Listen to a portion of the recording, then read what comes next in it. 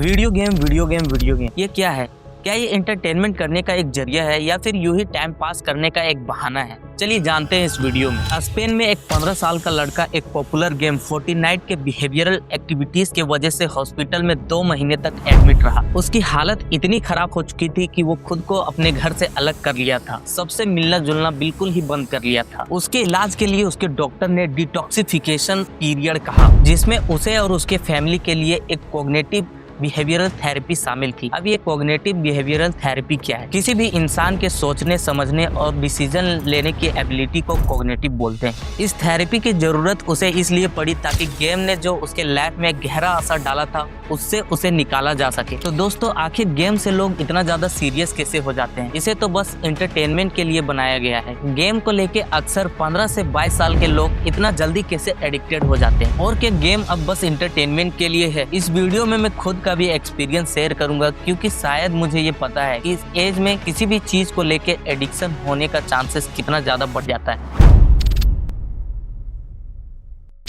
21वीं शताब्दी में स्क्रीन की लाइट्स एक टीनेजर के लाइफ में इतना बड़ा हिस्सा है जितना कि स्कूल कॉरिडोर या फिर स्पोर्ट फील्ड। वीडियो गेमिंग अब आम शौक से बढ़ के आजकल के जवान लोगों के लिए एक कल्चर का हिस्सा बन चुका है। और अब ये कोई अनोखी चीज नहीं है, बल्कि एक आम बात है जो इस जनरेशन के सोशल और क्रिएशनल लाइफ में घुल मिल सी गई है, जिसका स्केल बहुत बड़ा है। यूएस के एक सर्वे से ये पता चलता है कि 13 से 17 साल के 85% टीनेजर वीडियो गेम खेलते हैं। ये बड़ी संख्या में टीनेजर के लिए गेमिंग एक डेली आदत बन चुकी है। एक डाटा से ये पता चलता है कि 41% टीन्स हर दिन वीडियो गेम खेलते हैं, जिसमें 61% लड़के हर रोज खेलते हैं, जबकि लड़कियां सिर्फ 22% खेलती है। गेमिंग प्लेटफॉर्म की आसान पहुंच इस ट्रेंड को और भी ज्यादा बढ़ावा देती है, जबकि प्ले स्टेशन, एक्सबॉक्स और नाइनटेंडो स्विच जैसे डेडिकेटेड कंसोल सबसे ज्यादा पॉपुलर है। इन्हें 73% टीन्स यूज करते हैं। इसके ठीक पीछे हमारे मोबाइल फोन, जिसमें 70% टीन्स गेम खेलते हैं। इससे साबित होता है कि गेमिंग एक्सपीरियंस हमेशा हमारे पहुंच में होता है। लेकिन ये गेम का ट्रेंड सिर्फ एक देश में नहीं है दोस्तों। दुनिया भर में एक्टिव गेमर के नंबर 3.32 से लेके 3.5 बिलियन तक एस्टिमेट किया गया है, जो वीडियो गेम इंडस्ट्री को ग्लोबल एंटरटेनमेंट में एक डोमेन फोर्स बना देता है और टीनेज गेमिंग को एक बड़ा इंटरकनेक्टेड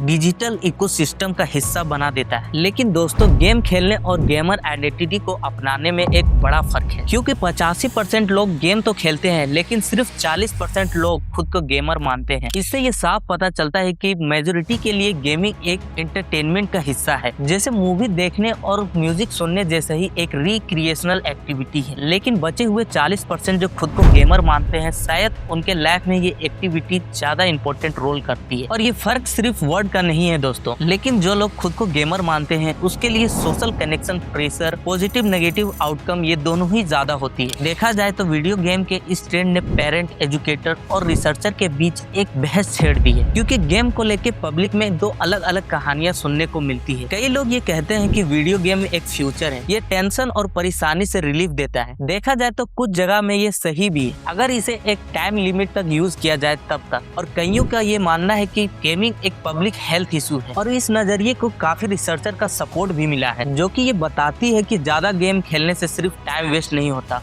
बल्कि टेक्नोलॉजी का एडिक्शन लगने का भी चांसेस बढ़ जाता है। और एग्रेशन, डिप्रेशन और एंजाइटी जैसे मेंटल हेल्थ सिम्टम और सोशल आइसोलेशन, पढ़ाई में खराब रिजल्ट और कई सीरियस नुकसान से ये जोड़ देती है। ये रिस्क वाली बात सिर्फ रिसर्चर तक ही लिमिटेड नहीं है दोस्तों, बल्कि ग्लोबल हेल्थ गवर्नेंस WHO ने अपनी ICD-11 में गेमिंग डिसऑर्डर को ऑफिशियली एक डायग्नोसेबल मेंटल हेल्थ कंडीशन के रूप में इंक्लूड किया है। इसका सीधा मतलब है कि जो लोग ज्यादा गेमिंग करके पछताते हैं कि यार आज हमसे तो ज्यादा गेमिंग हो गया, बहुत ज्यादा टाइम वेस्ट कर दिया, अब डॉक्टर और मेडिकल एक्सपर्ट भी इस बात को एक रियल प्रॉब्लम मानते हैं। मतलब बात कुछ और भी है। आपने अक्सर ऐसा देखा होगा, जो लोग ज्यादा गेमिंग करता है वो ज्यादा चिड़चिड़ा हो जाता है, बात बात में गुस्सा करना शुरू कर देता है, बात बात में गालियां देने लगता है। मतलब जिस तरीके का वो गेम खेलता है उसी तरह रियल लाइफ में भी बिहेव करना शुरू कर देता है। ये अक्सर जो लोग फाइटिंग या किलिंग का गेम खेलते हैं उसमें आप देख सकते हैं। इस वजह से WHO ने 2018 में एक इम्पोर्टेंट डिसीजन लिया, गेमिंग डिसऑर्डर को ICD-11 में इंक्लूड किया, जिसका मतलब ये है कि ऑफिशियली इसे एक बिहेवियरल एडिक्शन के रूप में में माना जाए। लेकिन इसका मतलब गेमिंग को बुरा भला या फिर गेम एक बीमारी है ऐसा कुछ कहने का मतलब नहीं था, बल्कि उन लोगों की मदद के लिए था जिनके लिए गेम हद से ज्यादा बढ़ के एक प्रॉब्लम बन जाती है। WHO के मुताबिक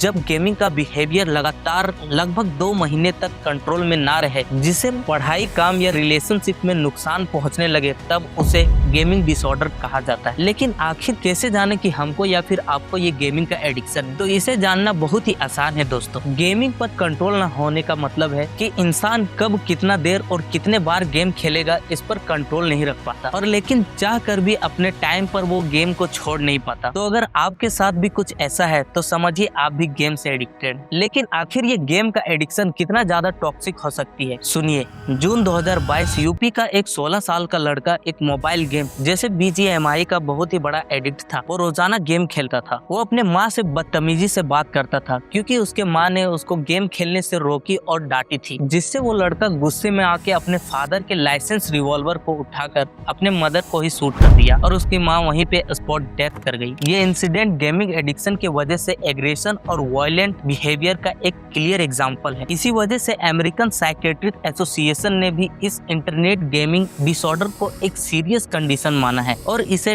DSM-5 में शामिल किया है, और DSM-5 में इसे और रिसर्च करने के लिए इंक्लूड किया है। रिसर्च से अब ये क्लियर हो गया है कि एक्सेसिव गेमिंग सिर्फ आदत नहीं बल्कि ये दिमाग में भी असर डालता है। ब्रेन स्कैन में ये देखा गया है कि गेमिंग डिसऑर्डर वाले लोगों के ब्रेन के कुछ पार्ट में चेंजेस आता है, खासकर रिवॉर्ड सिस्टम गेम जो प्लेजर फील करवाता है, और डिसीजन मेकिंग जो सेल्फ कंट्रोल वाले एरिया में अफेक्ट करता है। इस वजह से कम उम्र वाले लोगों का सेल्फ कंट्रोल कम होने लगता है और उन्हें बार बार गेम खेलने का मन करने लगता है। गेमिंग स्टडीज ये बताती है कि दुनिया भर में लगभग 8 से 9% बच्चे या टीनेजर में गेमिंग डिसऑर्डर का सिस्टम देखा जा सकता है। वायलेंट वीडियो गेम और एग्रेशन के बीच का कनेक्शन काफी टाइम से रिसर्च और डिबेट का हिस्सा रहा है। भले ही ये पूरी तरह से क्लियर ना हो कि वायलेंट गेम लड़ाई झगड़ा करवाता है, लेकिन काफी स्टडीज ये दिखाती है कि दोनों के बीच एक स्ट्रॉन्ग लिंक है। रिसर्चर के मुताबिक वायलेंट गेम खेलने से गुस्सा और एग्रेसिव बढ़ने का चांसेस बहुत ज्यादा होता है। इसके वजह से लड़ाई झगड़ा मामूली लगने लगता है। एम्पैथी मतलब दूसरे के दर्द को समझना और मॉरल साइंस कम हो जाता है। एग्जाम्पल के लिए 2022 में लेबनान में मेल टीनेजर में हुई स्टडीज से ये पता चला कि वायलेंट गेम खेलने से गुस्सा 14% से बढ़ जाता है। साथ ही उनमें एंजाइटी और नींद की भी प्रॉब्लम होने लगती है। एग्रेशन के अलावा online video gaming social environment में दिमागी स्ट्रेस को बढ़ा देता है, और इसके अलावा टीनेजर को वीडियो गेमिंग में गाली गलौज, साइबर बुलिंग और टॉक्सिक बिहेवियर